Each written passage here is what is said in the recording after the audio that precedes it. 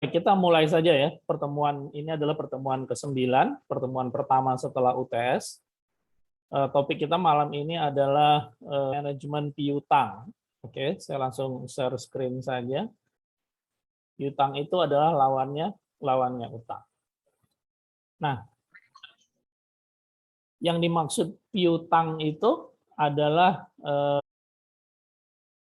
kita memberikan hutang ke pihak lain begitu ya.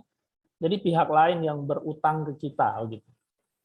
Nah, kalau menurut Subramanyam dan John Wild, artinya piutang itu adalah nilai jatuh tempo yang berasal dari penjualan barang atau jasa.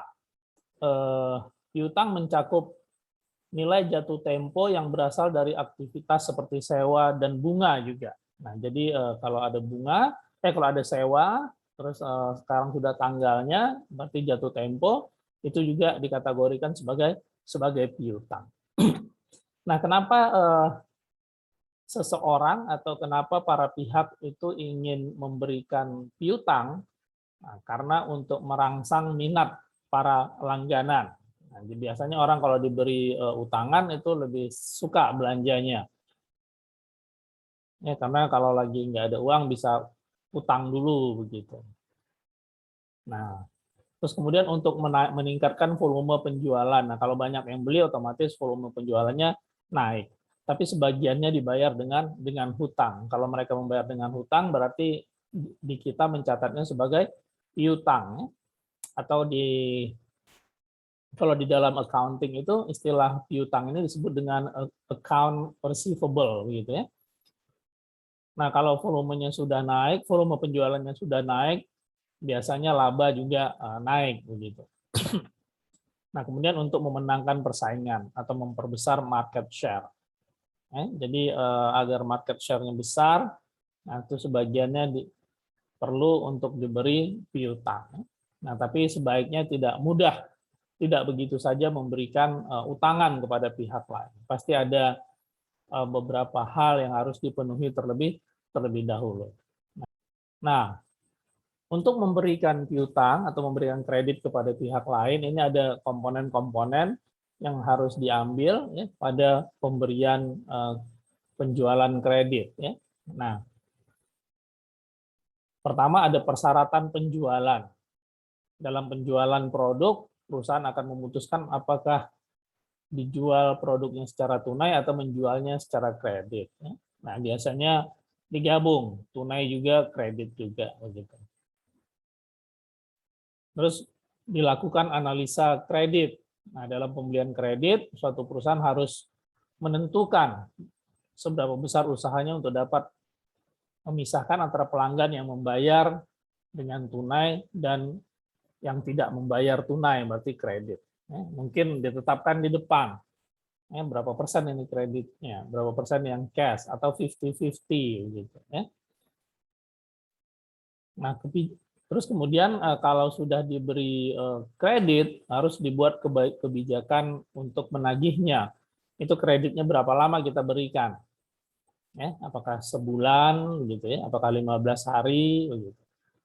Supaya jelas bagi yang membeli, ya. Kalau 14 hari berarti dalam waktu 2 minggu mereka harus membayar utangannya. Nah, sehingga kita bisa melakukan penagihan pada tanggal-tanggal jatuh tempo tersebut. Kalau 30 hari atau sebulan berarti mereka juga harus tahu kalau itu kredit diberikan 30 hari. Nanti 30 hari kita dapat melakukan penagihan kepada pihak-pihak yang melakukan utangan tadi. Nah, kalau kita memberikan utangan atau memberikan penjualan secara kredit, tentu ada risiko yang tidak terbayarkan. Nah, risiko yang tidak terbayar itu disebut dengan bad debt.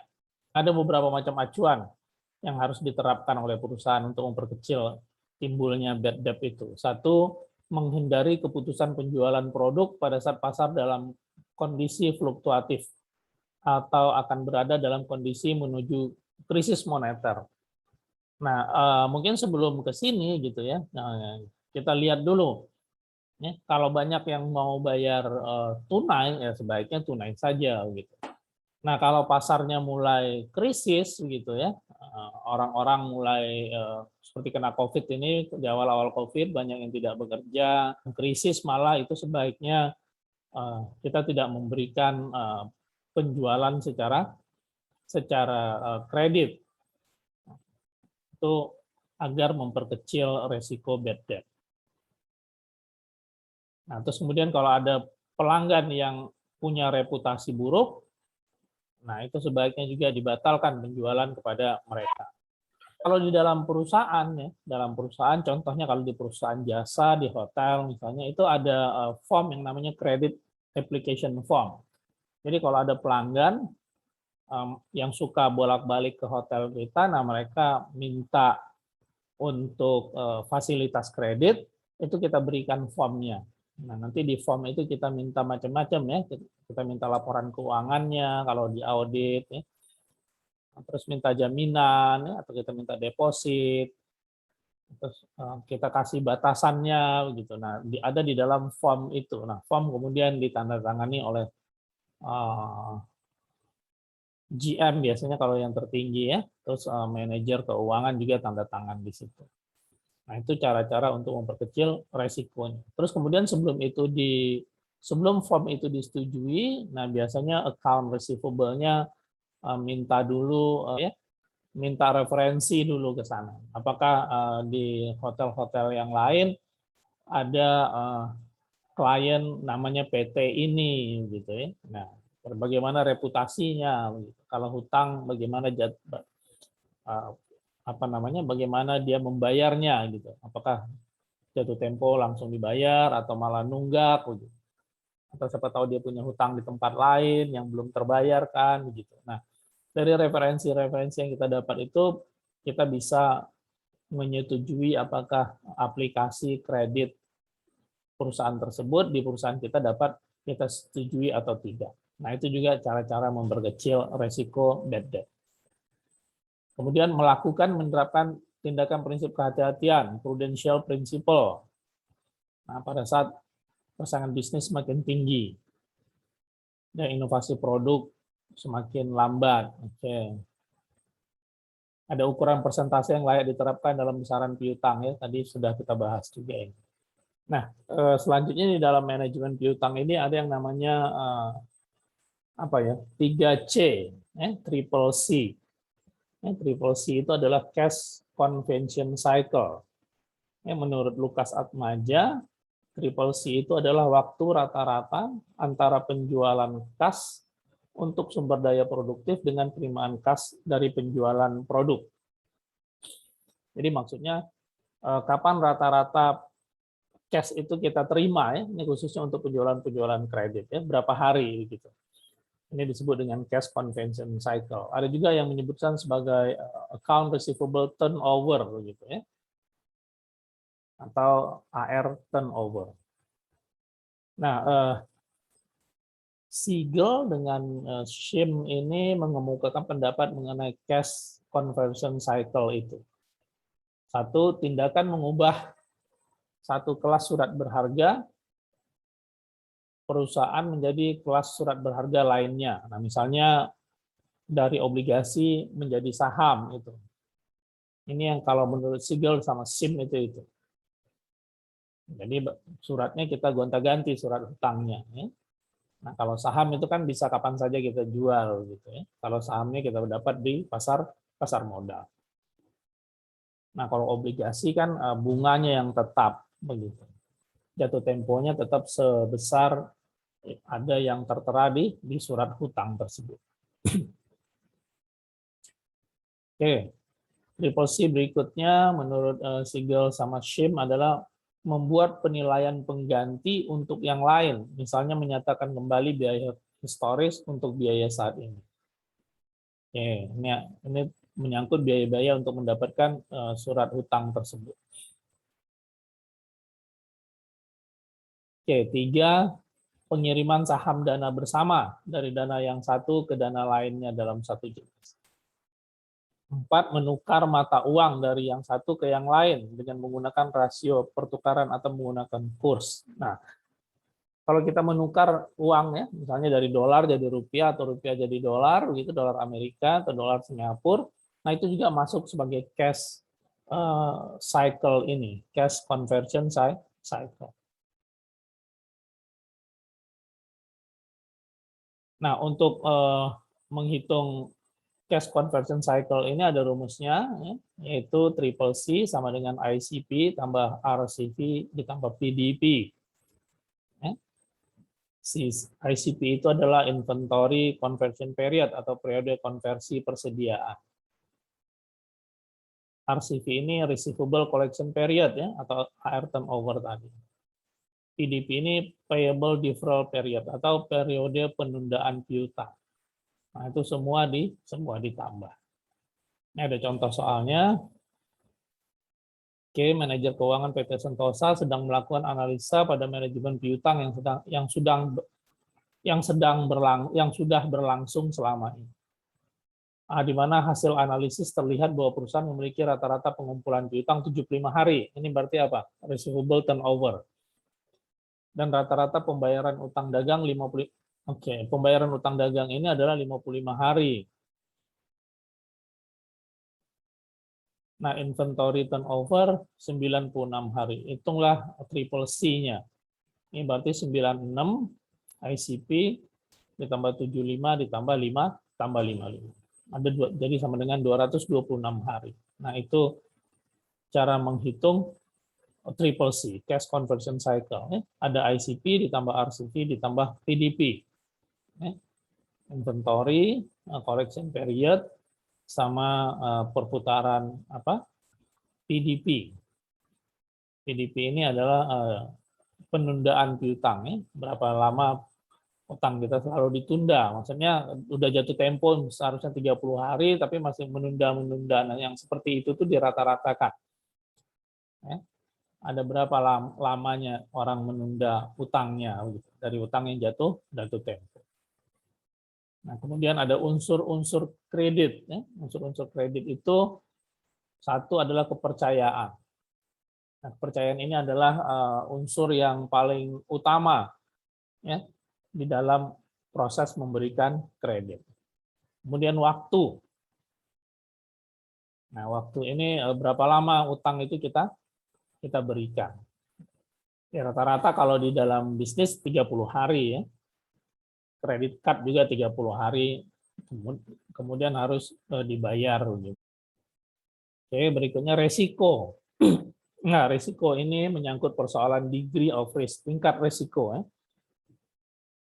Di mana pada keadaan yang terburuk, pada saat kredit tersebut tidak kembali atau ditimbulkan kredit macet. Nah, kapan kredit macet, apa banyak kredit macet atau tidak di dalam bisnis kita, nah itu juga menjadi perhitungan. Kalau banyak ya berarti kita nggak usah beri lagi. Kita tidak usah kasih lagi penjualan dengan kredit. Prestasi.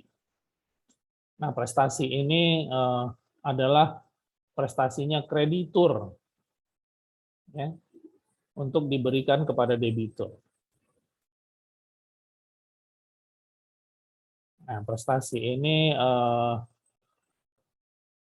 tidak selalu dalam bentuk uang ya, tapi barang atau jasa. Ini berarti seperti jaminan ya, seperti jaminan. Oke, 5 adanya kreditur ya pasti, kalau nggak ada kreditur ya nggak ada utang ya. Ya. Ada yang memberikan hutang. Nah, kenapa mereka memberikan hutang? Tentu untuk memperoleh bunga ya atau interest ya, atau balas jasa. Nah, kemudian debitur ini adalah orang yang berhutang. Nah, orang yang berhutang harus membayar bunga atau membayar administrasinya yang telah disepakati bersama. Oke, nah itu ada 6 unsur-unsur di dalam pemberian kredit. Oke, kalau ada yang mau bertanya langsung saja ya, ajukan pertanyaannya. Kalau menurut jenisnya, kredit itu ada 3 ya. Pertama kredit konsumtif. Ya, kredit konsumtif ini contohnya ini kredit untuk membeli sepeda motor, membeli mobil, membeli rumah, perabotan, dan lain-lain. Terus kemudian ada kredit produktif. Nah, kredit produktif ini biasanya diberikan kepada perusahaan ya, yang butuh dana dalam usahanya. Ya. Ya. Misalnya satu perusahaan untuk membuka kantor cabang baru, nah itu kita kasih. Ya. Si kreditur memberikan kredit kepada debiturnya. Ya. Kemudian yang ketiga, kredit perdagangan, trade credit. Nah, trade credit ini kalau di dalam buku itu yang disebut dengan AP trade gitu ya.